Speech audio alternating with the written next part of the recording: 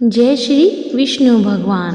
आज हम सुनने जा रहे हैं सत्यनारायण व्रत कथा को, जो ना सिर्फ सुनने से पुण्य देती है बल्कि जीवन से दरिद्रता, दुख और रोगों को दूर कर सुख, समृद्धि और शांति प्रदान करती है।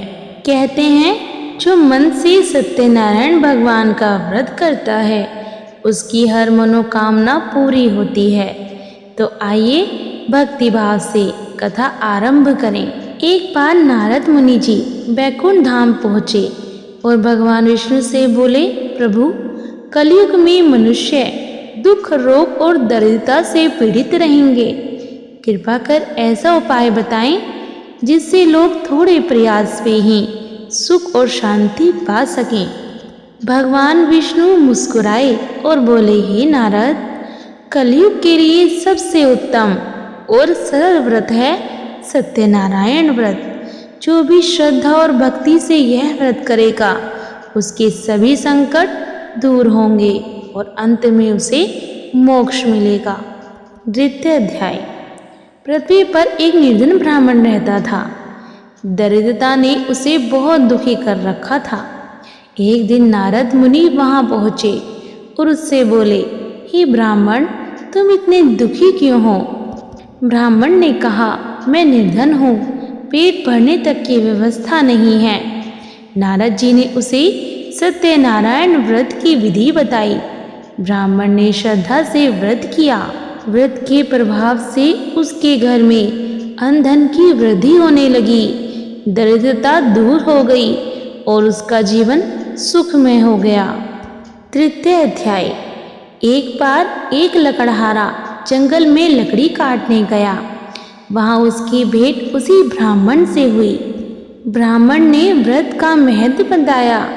लकड़हारे ने कहा, मैं तो गरीब हूँ लेकिन भगवान को भक्ति से मानूंगा। उसने अगले दिन सत्यनारायण व्रत किया और उसी दिन लकड़ी बेचने पर उसे दोगुना धन मिला। धीरे धीरे उसका जीवन बदल गया और वह सुखी और संपन्न हो गया। यही है भगवान सत्यनारायण की कृपा। चतुर्थ अध्याय। एक बार एक धनी व्यापारी ने व्रत किया। उसे संतान सुख नहीं था। व्रत करने पर उसे एक कन्या प्राप्त हुई। समय आने पर व्यापारी ने कन्या का विवाह किया। विवाह के बाद वह अपने जमाता के साथ व्यापार के लिए जहाज पर गया। वहां जाकर उसने घमंड किया और कहा, यह सब मैंने अपनी मेहनत से पाया है, और वह भगवान को भूल गया। परिणाम स्वरूप उसका जहाज डूब गया, धन संपत्ति नष्ट हो गई और वह निर्धन हो गया। कुछ समय बाद व्यापारी को अपनी भूल समझ आई। उसने पुनः सत्यनारायण व्रत किया। तब भगवान की कृपा से उसका जहाज और धन लौट आया और जीवन में फिर से सुख समृद्धि आ गई। पंचम अध्याय। एक बार एक राजा व्रत कर रहा था।